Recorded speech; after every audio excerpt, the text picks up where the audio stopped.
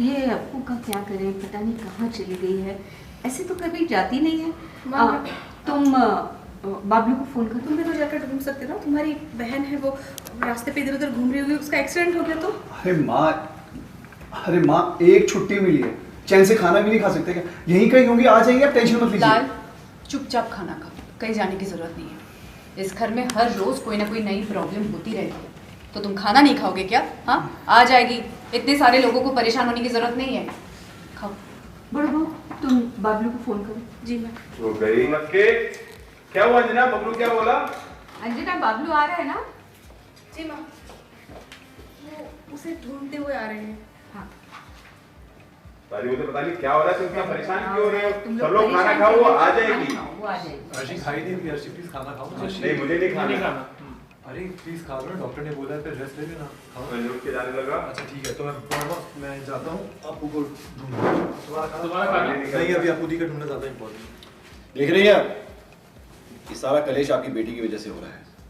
आज छुट्टी का दिन है, सब फैमिली साथ में बैठी है, खाना नहीं खा सकते साथ में, क्या करें हम? आदि तुम रहने दो, तुम बैठो खाओ, हम लोग ढूंढ लेंगे। नहीं बड़ों में हमेशा मजबूर होकर ना मैं कुछ कर पाता हूँ ना बोल पाता हूँ, लेकिन आज वो दिन नहीं है। मेरी दीदी बीमार है, गायब है, मैंने ढूंढूंगा तो कैसा भाई कहलाऊंगा मैं? आप चिंता मत कीजिए, मैं ढूंढूंगा। अंजना लो मैं एक और आ गया। क्या हुआ? नहीं मैं ढूंढने ही जा रहा हूँ। मैं तो पूछ के ही आ रहा हूँ, कहीं नहीं है। किया जा रहा सब आपकी बेटी का है। कल भी कलेश किया उसने, शशि जी के सामने बड़ी बदतमीजी की।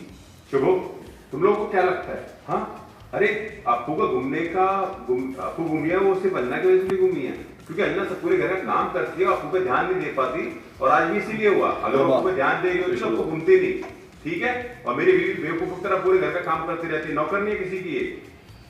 समझे? तुम्हारे चक्कर में अपनी बेटी की जिम्मेदारी निभाती है। अंजना एक काम करो, आज से तुम्हें घर का कोई काम करने की जरूरत नहीं है, लोग काजल देना पड़ेगा। नहीं करनी तो ना करे दादा, लेकिन यहाँ परिवार में रहकर आप लोगों ने भी तो फायदा उठाया ही है ना। हाँ? अब अगर मैं कुछ बोलना शुरू करूंगी ना तो आप कहेंगे कि मैं बड़ी बड़ी बातें कर रही हूँ, लेकिन दादा सच तो ये है कि इस परिवार में रहकर आपकी बीवी और आपके बच्चे सबको एक अच्छी लाइफ मिली है, और उसके बदले में अगर आपने थोड़ा काम कर भी दिया तो कौन सा बड़ा एहसान कर दिया, और अगर उसके बदले में आपकी बीवी ने थोड़ा काम कर भी दिया ना दादा तो कौन सा बड़ा एहसान कर दिया। आपका भी तो फायदा ही हुआ है ना यहाँ पर रहकर, और सारी जिम्मेदारियाँ क्या सिर्फ हम ही लोग उठाएंगे?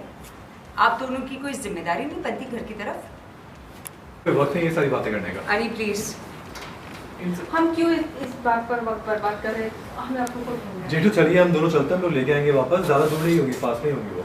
यानी मैं पूछते हुआ है तो आया हूँ यहाँ पे, लेकिन सब दुकानें बंद हैं, छुट्टी का दिन है, सब तो अपने घरों में, और किसी ने नहीं देखा उसे। जेठू इतनी जल्दी उम्मीद मत हारिए, हम जाएंगे, मिल जाएगी आपको। चलिए मेरे साथ चलिए, आइए। सीरियसली कहा, अब अपने ही घर में बैठ के हम चैन से खाना भी नहीं खा सकते, बताइए। और बढ़ावा दो अपनी बड़ी बहन को, इसीलिए तो दिन ब दिन उनके नाटक बढ़ते जा रहे हैं।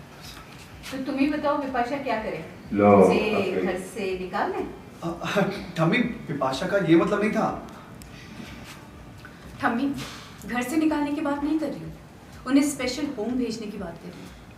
आप ही सोचिए ना, अप्पू दी अपनों जैसे की तरह, आप ही सोचिए ठम्मी, अप्पू दी अपने जैसे लोगों के बीच रहेंगी तो सही रहेंगी, और हम भी शांति से रहेंगे।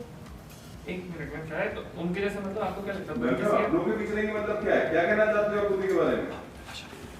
जैसी भी है लेकिन नॉर्मल तो नहीं है ना, और ये बात हम सबको पता है। दादी पहले से ये हाँ जानते तो हैं। ये सब बात हम जानते हुए घर की बेटी को घर से निकाल दें?